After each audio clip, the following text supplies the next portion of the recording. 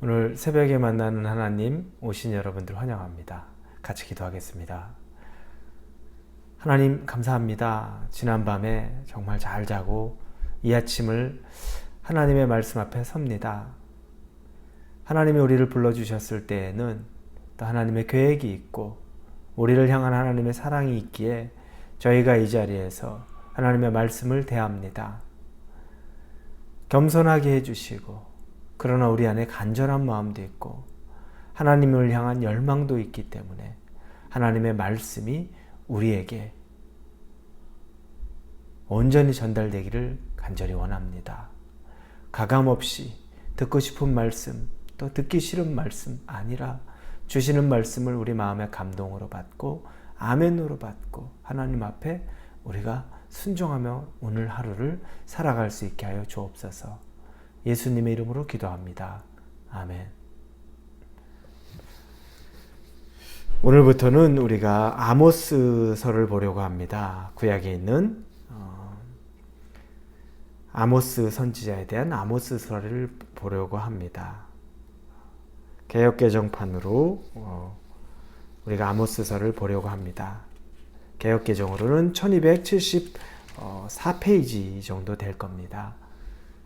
우리 찾으셨으면 아모스 1장 1절에서 2절까지의 말씀을 보겠습니다. 아모스 1장 1절에서 2절입니다. 아모스 1장 1절에서 2절입니다. 우리 찾으셨으면 같이 읽겠습니다.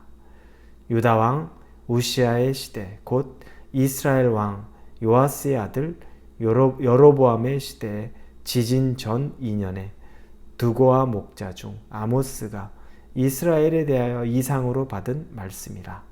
그가 이르되 여호와께서 시온에서부터 부르짖으시며 예루살렘에서부터 소리를 내시리니 목자의 초장이 마르고 갈멜산 꼭대기가 마르리로다.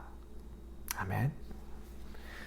오늘 본문에 보면 아모스 선지자는 드고아라는 지역의 출신이라는 것을 1절에 보니 알 수 있습니다. 목자라고 얘기하고 그리고 드고아의 출신인데 이 드고아는 남유다 지역에 있는 지역 중에 한 곳입니다. 그래서 이 아모스 선지자는 남유다 사람입니다. 그럼에도 불구하고 나중에 우리가 보면 알겠지만 그는 북이스라엘로 들어가서 북이스라엘에서 하나님의 예언의 말씀을 선포합니다. 남유다 선지자였지만 남유다 출신이지만 북이스라엘의 예언을 선포하게 되죠. 그 당시에 남유다의 왕은 우시아 왕입니다. 그리고 북이스라엘의 왕은 여로보암 왕입니다.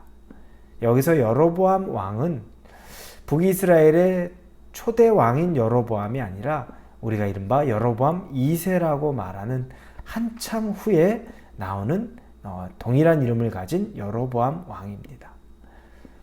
이 남유다 우시아와 북이스라엘 여로보암 때는 굉장히 정치적으로 경제적으로 남유다나 북이스라엘이나 아주 강력한 때입니다.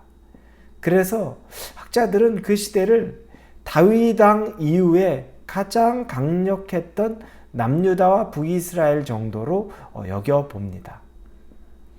은혜죠. 왜냐하면 다윗 왕 때 보니까 강력한 왕이었던 다윗 왕, 그래서 정치적으로도 또 경제적으로도 부유했습니다. 그와 아주 흡사한 시대였죠. 그런데 차이가 있습니다.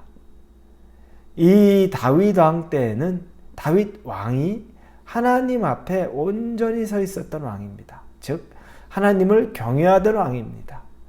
그래서 하나님의 함께 하심으로 말미암아 모든 백성들도 하나님의 길을 쫓는데 잘 이끌어가던 왕이었죠. 그런 태평성대를 누렸던 시기입니다.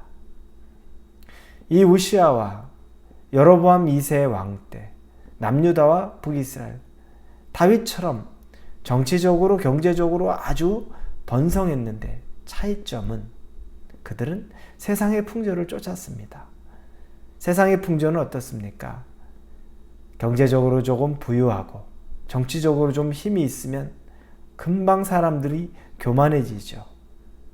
그리고 그 경제적인 풍요로움과 정치적인 강력함을 통하여서 자기의 교만함으로 쾌락을 추구하는 삶, 아주 인간 중심적인 삶을 삽니다.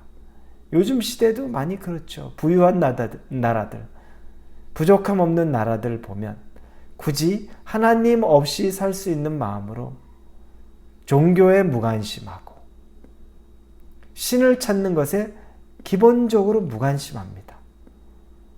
자, 이런 모습을 볼 때 다윗 왕의 시대와 우시야와 여로보암 왕의 시대는 그것이 차이입니다. 외적으로는 비슷하게 강력한 나라였고 부유한 나라였는데 내적으로 들어가 보니까 완전히 확연히 차이가 나는 겁니다. 그래서 부유하다고 해서 강력하다고 해서 그것이 곧 하나님과 함께함을 의미하진 않습니다. 다윗 왕 때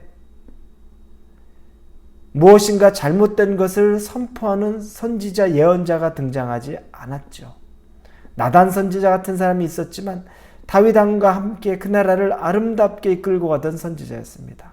간혹 다윗이 개인적인 밧세바와 간음하는 사건이 있었을 때 나단 선지자가 나와서 그의 죄를 책망하기는 했지만 그러나 나라 전체에 대해서 하나님의 책망을 나타내지 않았습니다. 예언자, 선지자의 역할이 있기는 했지만 오히려 왕과 더불어서 한마음으로 위기를 극복하고 하나님께 나아갔던 일입니다. 그러나 지금 우시야와 여로보암 왕 때에는 하나님이 다른 목적으로 선지자, 예언자를 보내죠. 그들에게 있을 심판, 그들에게 있을 징계에 대한 것들을 선포하는 것입니다. 이것이 우리가 앞으로 볼 이 아모스서의 내용들입니다. 그런데 하나님이 아모스 선지자를 보냈는데 우리가 내일부터 볼 1장 3절부터의 말씀에 보면 예언의 선포가 그 주변에 있는 이방 나라들에 대한 징계와 심판에 대한 것부터 시작을 합니다. 그런데 더 우리가 관심을 갖고 봐야 되는 것은 그 나라들을 지나서 남유다에 대한 책망과 심판, 그리고 북이스라엘에 대한 책망과 심판까지 이어집니다. 그런데 가장 흥미로운 건 북이스라엘에 대한 책망과 심판의 내용이 가장 길고 또 가장 엄격하고 가장 심각한 내용을 담고 있다는 겁니다. 이건 무슨 의미일까요? 하나님의 나라의 백성들, 하나님이 선택한 나라의 백성들, 그들이라고 해서 하나님이 그들에게 예외를 두어서 죄가 만연하고 하나님 앞에 교만해져 있고 하나님 없이 살 수 있다고 생각하는 것에 하나님이 익스큐즈 해줘서 그들을 봐줘서 그들의 죄악을 심각하게 다루지 않는 것이 아니라 정반대입니다. 하나님의 자녀이기 때문에 하나님의 백성이 하나님에게서 교만해지고 멀어지는 것을 볼 때 가장 긴 내용으로 가장 심각한 재앙으로 그들에게 예언을 선포하고 그들에게 하나님이 다시 돌아올 것을 촉구하는 겁니다. 사랑하는 우리 성도 여러분, 우리가 하나님의 백성이기 때문에 우리가 하나님 앞에 죄를 짓고 하나님 앞에 올바르지 못해서 그래도 나를 봐주실 거야. 그렇죠. 우리를 언제든 용서하십니다. 단 우리가 회개할 때, 하나님 앞에 뜻을 돌이키려고 할 때 언제든 용서하시지만 우리가 하나님 앞에 교만해 있고 하나님을 멀리하려고 할 때는 하나님은 그 어느 누구보다도 우리를 더 엄격하게 우리를 책망할 수 있는 분이라는 겁니다. 왜냐? 당신의 자녀이기 때문에 그렇습니다. 그래서 돌이키고 다시 돌아오게 하기 위한 것이라는 겁니다. 오늘 하루를 사시면서 혹시 우리가 다시 하나님 앞에 엄격감 속에 돌아와야 되는 것, 우리가 너무 교만해져 있다는 것, 우리가 너무 세상의 향락에 즐거움에 빠져 있다면 다시 하나님의 징계가 임하거나 하나님의 심판과 재앙이 이 아모스 시대에 임했던 그 시기, 그때 이전에 우리가 다시 하나님께로 마음을 돌이킬 수 있기를 예수님의 이름으로 축원합니다. 기도합니다.